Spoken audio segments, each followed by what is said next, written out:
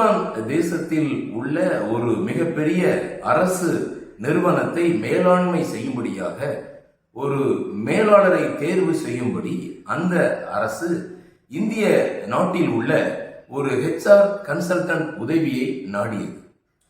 இந்திய தேசத்தில் உள்ள HR கன்சல்டன்ட் அவர்களுக்கு ஒரு பயோடேட்டா அனுப்பி வைத்தார், உயிர் தரவு. அந்த ப்ரொஃபைல், அந்த சுய வடிவம் ரொம்ப நேர்த்தியாக இருந்தது. அந்த கம்பெனிக்கு தேவையான அந்த குவாலிஃபிகேஷனை விட அதிகமாகவே இருந்தது. உடனடியாக அங்கு உள்ள உயர் அதிகாரிகள் மகிழ்ச்சியுற்று உடனடியாக அவரை தேர்வு செய்து விட்டார்கள்.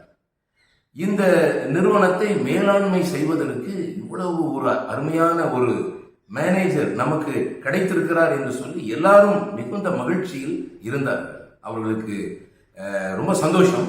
அந்த மனிதருக்கு, தேர்வு செய்யப்பட்ட மனிதருக்கு விசா எடுக்கப்பட்டு அங்கே ஏர் டிக்கெட் அனுப்பப்பட்டு அவருக்கு அது தெரிவிக்கப்பட்டு உடனடியாக நாள் குறிக்கப்பட்டது. ஏர்போர்ட்டுக்கு வாகனம் அனுப்பப்பட்டது. உயர் அதிகாரிகள் ஏர்போர்ட்டில் வரவேற்க சென்றார்கள். இந்த மனிதர் ஏரோப்ளேனில் இருந்து இறங்கி வருகிறார். ஏர்போர்ட்டுக்குள்ளாக வந்து இவர்களை சந்தித்த பொழுது இந்த பயோடேட்டாவில் இருக்கிறதான இந்த தரவுகளுக்கும் நேரடியாக பார்த்த இந்த மனிதருடைய தோற்றமும் அவருடைய பேச்சும் அவருடைய நடையும் எந்த ஒரு சம்பந்தமும் இல்லை. எல்லாரும் ஏமாற்றம் அடைந்தார்கள். இந்த கம்பெனியை நிர்வகிப்பதற்கு இவருக்கு எந்த ஒரு தகுதியும் இல்லை என்பதை அவர்கள் நேரில் கண்டபோது அறிந்து கொண்டார்கள்.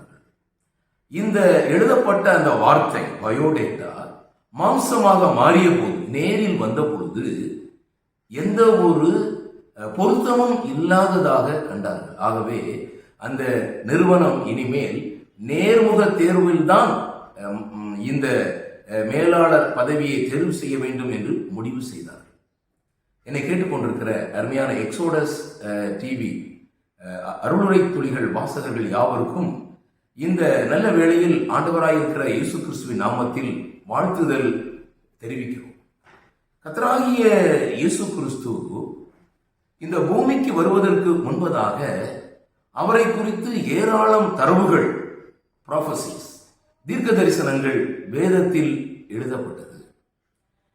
இந்த உலகத்தை பாவத்திலிருந்து விடுதலை செய்வதற்கு ஒருவர் வருகிறார். அவருடைய குணங்கள் எல்லாம் என்ன? அவர் எப்படிப்பட்டவர்? மனுமக்களை ரட்சிக்க முடியுமா? மனுமக்களுடைய இந்த உலகத்தில் தோன்றியிருக்கிற, இனி தோன்ற போகிற அனைவரும் செய்த பாவம், செய்ய போகிற பாவம், அனைவருடைய பாவத்தையும் சுமந்து தீர்க்கும்படி ஒரு இரட்சகர் வரப்போகிறார் என்பது தீர்க்க தரிசனம், ப்ரொஃபைல், வார்த்தை, பயோடேட்டா. அந்த வார்த்தை மாம்சமாகி என்பதைத்தான் நாம் இன்றைக்கு சிந்திக்க போகிறோம்.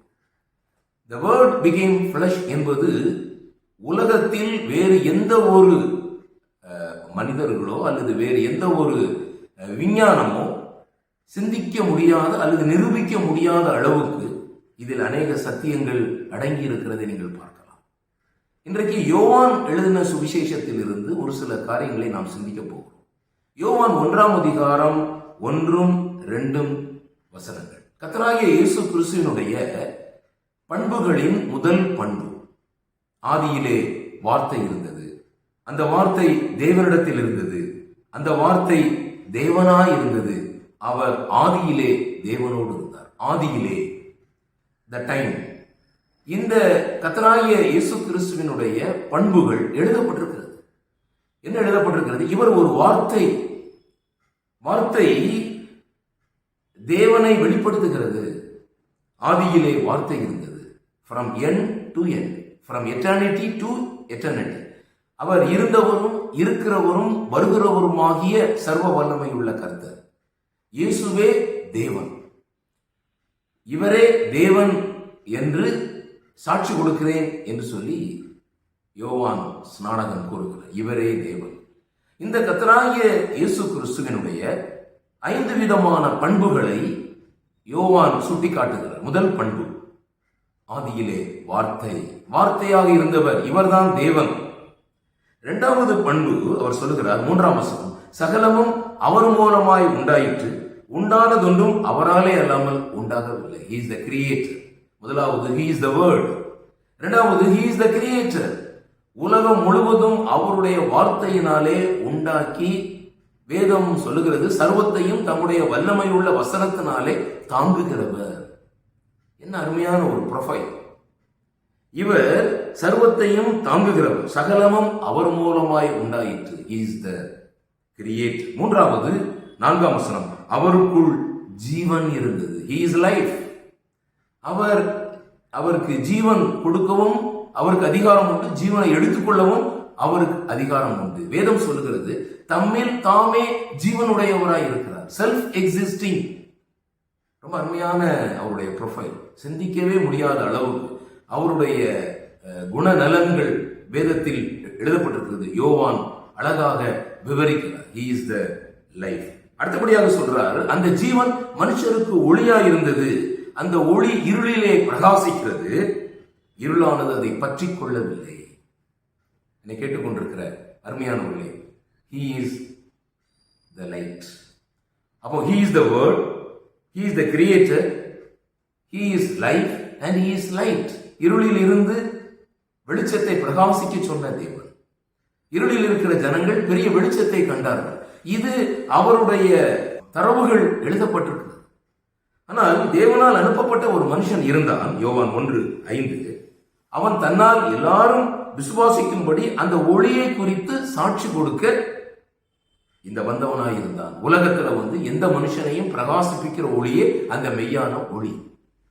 அப்போ இந்த நாளின் காலையிலே வார்த்தையாக, சர்வத்தையும் சிருஷ்டித்தவராக, ஜீவன் கொடுக்கிறவராக, ஒளியாக இந்த உலகத்திற்கு வருவேன் என்று வாக்கு பண்ணினவர், அந்த வார்த்தை மாம்சமாகி, அதைத்தான் நாம் இன்றைக்கு சிந்திக்கிறோம். யோவான் 1ஆம் அதிகாரம் 14ஆம் வசனம், அந்த வார்த்தை மாம்சமாகி கிருபையினாலும் சத்தியத்தினாலும் நிறைந்தவராய் நமக்குள்ளே வாசம் பண்ணினார். அவருடைய மகிமையை கண்டோம், அது பிதாவாகிய தேவனுடைய மகிமைக்கு ஏற்ற மகிமையாக இருந்தது. ஒரே பேரானவருடைய மகிமைக்கு ஏற்ற மகிமையாகவே இருந்தது. Glory upon glory. அருமையான தேவனுடைய பிள்ளைகளே, இந்த தேவன் மனுவாக இந்த உலகத்திற்கு வந்தார். இந்த தேவன் மனுவாக இந்த உலகத்திற்கு வந்ததனுடைய காரணம் தெரியுமா?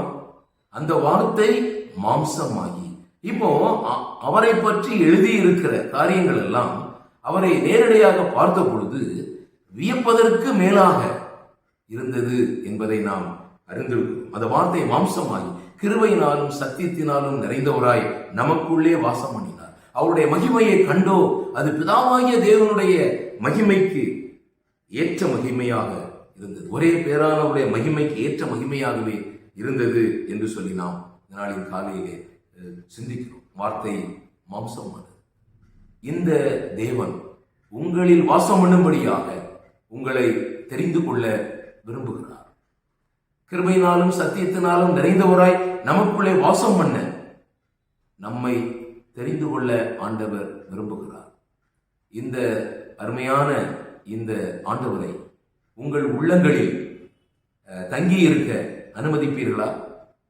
நாள் உங்களுக்கு நன்மையான நாளாக, தேவன் உங்களோடு வாசம் பண்ணுகிற நாளாக அமைய கர்த்தர் உங்களோடு கூட இடைபடுவாராக.